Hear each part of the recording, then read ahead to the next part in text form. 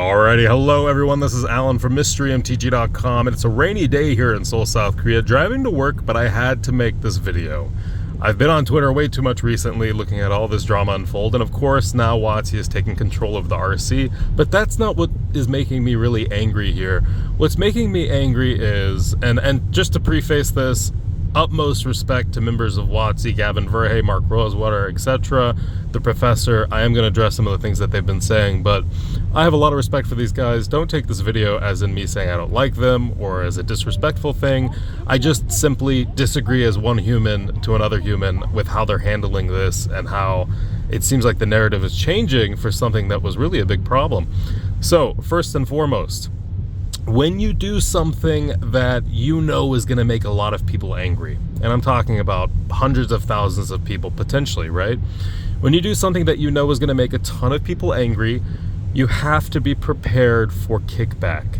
You know, if tomorrow you were to ban Soul Rings, right? If you ban Soul Ring and someone just bought a precon yesterday, you need to be able and willing to have a conversation with them about why you were willing to make that $45 purchase slightly invalidated for them, because Soul Ring is a part of that precon and now it's no longer able to be used. So for Magic players with this whole event, you have to be able to explain to them why you advertised LCI and CMM collector packs, which are both expensive, in the Festival in a Box. Instead of doing the Chaos Draft box that you had done for the last Festival in a Box, why did you switch it to these two packs, which were both very negatively affected by a ban announcement that happened as they were arriving to customers? And if you were going to say it's unfortunate timing and blah, blah, blah, well, that is negated by the fact that someone on the RC, who I think was the lead of the RC, said on Discord that they had informed Wizards over a year ago, well over a year ago, and, you know, that they had already known that this was going to happen. Yes, we can talk about death threats and we can talk about people being very aggressive and toxic, sure. But I'll tell you what you can't do. You can't portray the Magic community as a bunch of toxic, angry kids playing a children's card game when you literally work for Wizards of the Coast.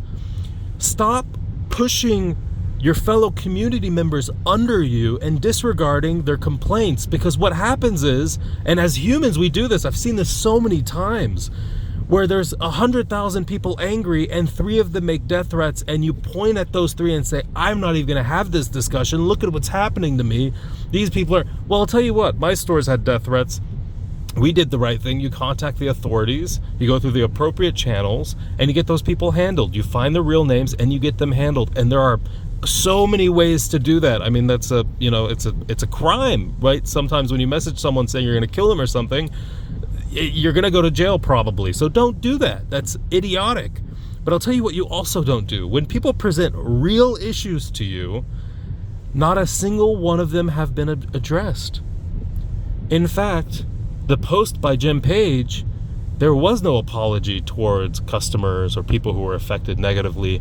There was no acknowledgement by Wizards of the Coast or anyone that, hey, maybe Festival in a Box was a bad idea, it was a bad product. Hey, if you receive this and you got the LCI and CMM packs, maybe we can work something out with you. No one has mentioned any of that. You know what they have mentioned, though? And it's very clear that this is all on Twitter because it's all the influencers and people connected to these companies directly, that they're in their own bubbles. They don't know what the average Magic player is thinking, and in fact I think a lot of them probably don't even care about the average Magic player, especially when you're presenting them in this light, when you're retweeting things on Twitter that are not just there are a few people, they're talking about the entire Magic community. I don't know how these people are popular or are still supported by the players when it's very obvious they don't care. Magic players around the world do various things. Some of them are plumbers, some of them work as farmers, some of them make tools, some of them are blacksmiths. There's a ton of different jobs you can have in this world, and for a lot of people, 99% of people, when you spend $270, and if you're in a foreign country, you're going to pay VAT and other things that make it even more expensive. When you spend a considerable amount of money, you're really buying into this promise that, you know, I'm going to get fair odds on this thing, especially with booster packs. There are fair odds for value, that I'm going to get this booster box, and this is going to be a fun opening experience. So, okay, I'm willing to spend the premium on this product because I trust you and I know that, hey, I'm not going to get duped on this. Maybe this box has no rares or no mythics. No, that's not what's happening. So, okay, I'm going to spend this money. I trust you. What you do when you hold a raffle and there's a $500,000 first place ticket, and suddenly the day of the raffle, you say the $500,000 win is gone and you can only win $120,000. And everyone says, I wouldn't have paid $5 for this scratch off ticket if that prize wasn't there. If that prize wasn't there, I wouldn't have paid this.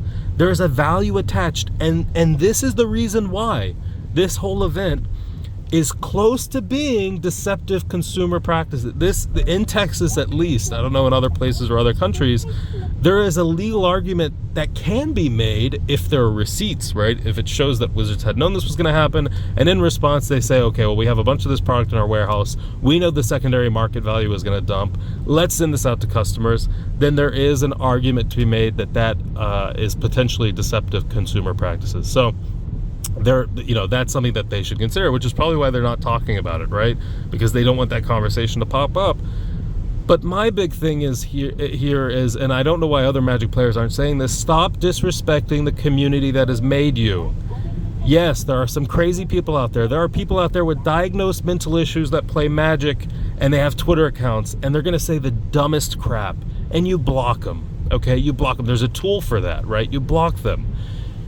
To use this as a scapegoat to take away any responsibility from you or from the company is insane to me. It's insane to me that everyone went from saying and pointing out rightfully the issues with this announcement, the fault in the reasoning, the rug pull on the people who bought the festival in a box, the numerous issues that were highlighted here. And now every single person is talking about these quote-unquote death threats, which to this day no one has posted screenshots of. Dox these people. If they're sending you death threats and continuously harassing you, you block them and you send a screenshot on Twitter of their name and what they said, and you dox these people. Because if you're sending death threats to people, you're not a regular citizen of the society. And yeah, you should probably get doxed so people know that you're a bad person, okay? So if you're sending death threats, you're a piece of shit. And that's, at the end of the day, that is you. But I'll tell you what also happens is the people who should be holding blame here are taking this, and even though there are appropriate avenues for response to these things, they're using this as a way to get away from blame or from being held responsible for some of the things they've done. I have to really make it clear here. The RC is absolutely responsible for a badly timed, badly worded announcement affecting hundreds of thousands of Magic players. They're absolutely responsible for not consulting the CAG and not consulting people who actually do play Magic at their LGS every week or play Magic every week and are in tune with the community. They're responsible for that. And to say that they aren't is pretty incredible to me, actually. It's it's pretty smart. It's pretty smart. It's a good way to get out of trouble, right? Just point to something else. Why'd you choke this guy? Well, he spit on my face. I did that when I was in second grade. Some guy I was playing basketball with someone, and trust me, this is a bad thing to do. I was playing basketball with someone, and he wouldn't give me the ball, and so I ran over to him, and I grabbed him by the neck, and then when I got in trouble, I said he spit on me. And he didn't spit on me. I just had to make something up to try to get out of trouble, right? And that's what we do as humans. And of course, now as an adult, I realize that is ridiculous and you should never be doing that. But at the same time, that's what humans do. When you get in trouble, you find a way to get out of it or to lessen your responsibility with what has happened, right? So that's just my whole point of this video. Let's stop blaming the Magic community. Let's stop it. Stop making these blanket statements about Magic players being children who are toxic and immature, when these are the same people buying your product, watching your content, being a part of your community. This community, which every other time you say is amazing. No, these are people that are in your community. Just understand that out of 100,000 people, yes, maybe there are even 10 people that are crazy and they have bad intentions. You can block them, you can report them to police, you can get them arrested, okay? These are things that you can do. You could make a post saying these people are, I'm getting a couple of harassing messages. I'm going to take a step away from Twitter. I understand everything's tense right now. Just remember to be kind to each other, and then you take a step back, and that's all fine, right? To attempt to silence the conversation, though, which is what I've been seeing, that is crazy. That is insane. That is saying, yes, something wrong happened. Yes, something that is potentially, there's an argument for civil cases here. Yes, something happened that has all this involved, but let's not talk about that because these crazy people came up into my inbox and they said some crazy stuff. Okay, well, hey, raising my hand here, we're a part of the 99,995 people that didn't say something crazy, that were just expressing our opinions about how this was wrong. Can we still be listened to? No. You're part of that group of people. Those other 5 people, yeah, that's you. And screw you guys. You're toxic. You're kids. You're playing a children's card game. Screw you. Man, to have people that work for Wizards of the Coast make these posts, to have the professor starting to retweet these tweets about the magic community being incredibly toxic and blah blah blah, and I never knew the magic community was this bad. This is the same magic community that comes behind you when you do charitable events. This is the same magic community that has defended some of these influencers in the past from ridicule or things that maybe even sometimes were warranted, but they've defended these creators. They've defended, I'm not going to say they defended Wizards of the Coast, because in recent times, of course, Wizards has done some things that has drawn the ire of many people. But ultimately, what I'm just trying to say is this. Do not take the voice of 3 to 5 people, and if it's more, take screenshots and post them. And if it's a massive widespread issue, if you're getting thousands of death threats, well, the federal police should be involved, okay? This shouldn't be something that's on Twitter. There are agencies out there that handle these things, okay? And that's where that's where your attention should be drawn to. Okay? And it's not okay to send death threats. It's not okay to harass people. If this is a new concept to you, that's not okay, then you shouldn't be on the internet. And I know there are people out there who are in mental asylums that are on the internet. They have Twitter accounts. Okay, so don't hold what those people are saying to the same degree as a plumber who plays Magic every other week and he loves competitive CDH and he has an opinion on a ban that has affected 80% of his decks. And he also bought Festival in a Box from you because he wanted to support your business, and then he got the rug pulled under him. Don't put those voices next to each other. Does this make sense? I feel like we live in a crazy world now where everyone is just saying, they're in these bubbles on Twitter where they really think that their 200 followers or their 2,000 followers or their 5,000 followers are the community.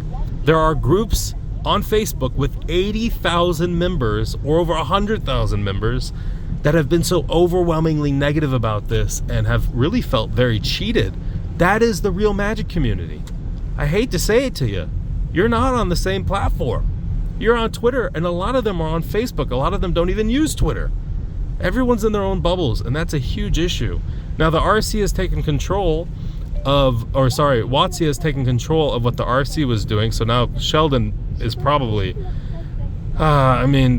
his legacy getting fumbled in this way is crazy to me, man. Just this quickly for it to disintegrate is crazy.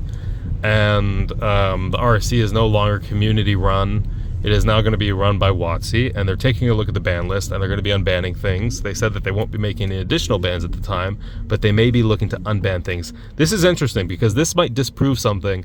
If they do, and by the way, ignore this blinking thing. I know it's kind of annoying. I'll try to take that out frame. If they do unban Mana Crypt or Jeweled Lotus, the whole deceptive consumer practice argument is out of the window. It's absolutely out of the window, because that means that they weren't fully consulted about this, and that they probably threw it into a product, maybe a premium commander product or something, and then they threw it into this product not knowing that it was going to be banned. So if that's the case, then that whole argument is out of the window, and that's why it's important we have these conversations, because that clarification needs to be made. Okay, it needs to be made. So I'm interested to see what happens. It's potential that Mana Crypt probably gets unbanned. I don't know. We'll see. But that's all I have to say. I'm going to push back on this. I understand, but look, I'm I think no one's defending the broader Magic community, and there absolutely should be people out there saying most Magic players are very good people. They're very decent people. In fact, 99.9% of Magic players out there are probably regular and have good intentions. Don't blame the rest of us for the actions of a 0.01%, because I'm Middle Eastern. Oh, I've dealt with the consequences of dealing with harassment and death threats and getting bullied for the actions of a few individuals. Okay, and this is from a Middle Eastern guy with a last name who's very Middle Eastern. And yeah, I grew up in America in the early 2000s. Okay, so yeah, the bullying and harassment was big and it was unfair. Okay, but I know this conversation. But I can also say, just because that happened to me and some of those people were African American or white, I don't then go and say, look at this community and what they're doing to these guys. Are all insert derogatory expression about these individuals, right? But that's what's happening to the broader Magic community right now, and that is wrong. That is absolutely wrong. Okay, Alan from MysteryMTG.com. Hope you enjoyed the video.